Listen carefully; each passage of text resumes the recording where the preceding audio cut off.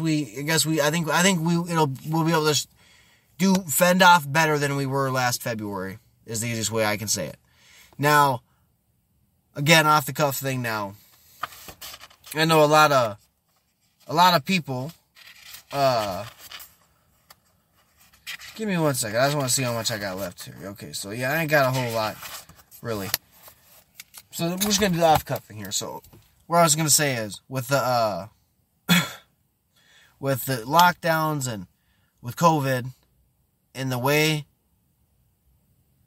it's going, with them saying it's got to be 7% for herd immunity, I don't know if they're going to be able to get it, because I don't know if you're going to be able to convince 70% of the Americans to take it. I just don't know where they think it's going to go, is, I guess, the best way for me to say that. Now, when you have the lockdowns that are going to be hurting smaller businesses like in Minnesota, where it's no more indoor dining, gyms are closed, I think bars are closed, or they closed a whole lot earlier. You're going to affect a lot of people's wallets, this, that, the other. It's going to be way more harmful than it's going to be hurtful. And I just don't foresee it ending as well as they would like it to. I think a lot of people are going to get mad a whole lot faster. I don't think people are going to just jump in line to take a vaccine. I just don't. I think a lot of people are going to wait to see what happens. And I think if a lot of people say, no, man, fuck that, it hurt, or it sucked, this, that, the other, I don't know if it's going to be too encouraging to get other people to take other ones, to take it. And the more we have the division between Trump supporters, the MAGA base, the MAGA movement, Republicans, the Democrats, liberals, as long as that division stays, it's just going to get more and more and more. It's going to grow. You got people that, like I said before, that they're not looking for unity. They don't want to be okay with the Democrats. They don't want to deal with the Democrats. I'm not saying that's elected officials, but that's people out here that are just like, nah, fuck that. I'm not playing that game. I'm not doing that. They don't, after the 4 years of mayhem, is the easiest way to say it, they're not, a lot of people aren't too keen to play civility. And I think, to me, that's understandable. I understand that. And when I think of what's going on and where it's going, I don't know if it leads to a civil war or a revolution. I know those two things could happen, and it's possible, but I don't know if it goes there. I don't know if it gets that far. But what I do see happening is a lot of people ducking and dodging that vaccine. I think a lot of people are going to continue to fight back when Antifa comes around, just like they did during the Million MAGA March. I think a lot of people are just done with the, per se, Mr. Nice Guy act. I could be dead wrong, but again, that's what I think. That's what I see. And I just can't imagine that millions of people are going to be standing in line for hours to get a vaccine. And I only say it like that because there's one of the women on the Fox News panel said her and her mom's waited in line for 9 hours to get tested. How long do you think it's going to take to get a vaccine?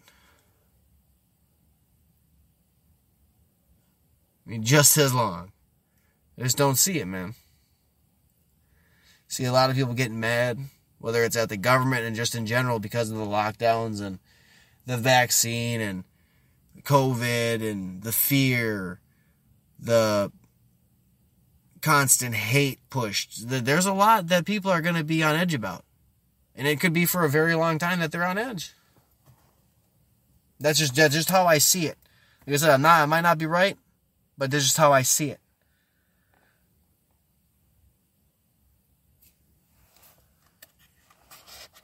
And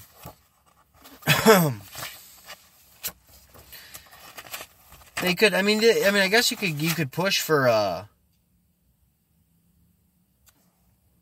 you could push for people to be okay with, the vaccine, I guess. But it really doesn't help when people are saying they won't take the vaccine, and then you got Biden out here talking about he's going to put a tax on guns, semi-automatic rifles, $200 per gun and $200 per magazine that carries more than 10 bullets. So, he's going to be taxing the shit out of gun owners, or they're going to have to give the rifles. When he said he was going to come for the guns, he meant that shit. So I guess one could say if they come for the guns, then could they force you to take the vaccine? Because then you wouldn't have guns per se to protect yourself from having to take said vaccine? I don't know. It's definitely a lot to think there.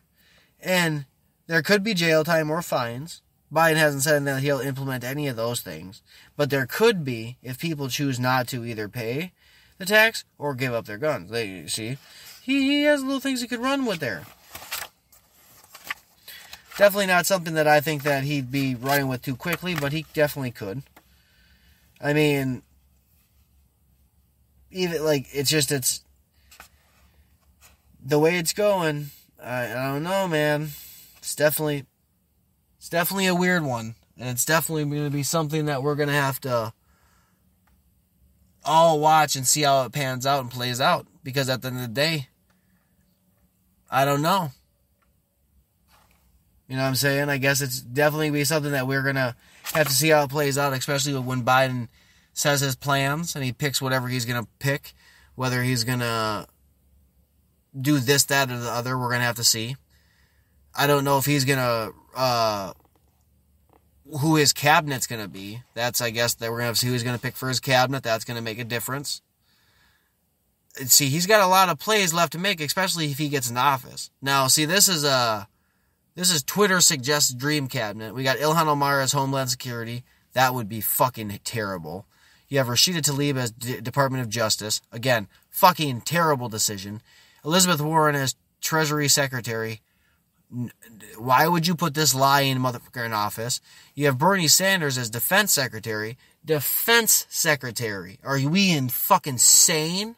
And then we have Andrew Yang as Transportation Secretary. That'd probably be the only one I don't have an actual issue with. But then again, I don't really know how he would be able to handle that role. I know Ilhan Omar with Homeland Security no. She would be open borders everywhere if she got the opportunity. Rashida Tlaib would probably back that shit up with the Department of Justice. Treasury, Elizabeth Warren would probably pay for it. Bernie Sanders would probably lower our defenses if he actually got the opportunity and weaken our military. And Andrew Yang would probably make it so everybody has to take transportation if he had got the opportunity. That's just, I just seen that meme and I had to chuckle at that shit. And I was like, I gotta share that shit because it was funny to me when I seen that. And I was like, I think a whole lot of people might get a crack out of that, man. It's just, there's a whole, like I said, there's a lot going on in the news. There's a lot that you can take from it, a lot of ways that it can go, this, that, the other. And I knew it would lead to a long-ass episode, so I was definitely cool with that. But where do you guys all see it heading? What do you guys think about Patrice Cullors and other BLM leaders wanting Biden to implement whatever they want in the first 100 days, aka the Breathe Act? Or what do you think about them wanting reparations or just that, not black people as a whole, but just the leaders. What do you think of Black Lives Matter leaders wanting reparations? What do you think of them calling for it, especially the way they're calling for it? Do you think Biden will give it up? Do you think Biden will bend the knee? See, there's a lot of questions there. There's a lot of ways to go. There's a lot of ways to pivot with that. Because do you think Biden dug himself into a hole? Do you think Biden's actually going to come through? I guess those are the biggest and baddest questions of them all. Definitely a lot of food for thought. But on that note, you already know what it is. It's Petrov.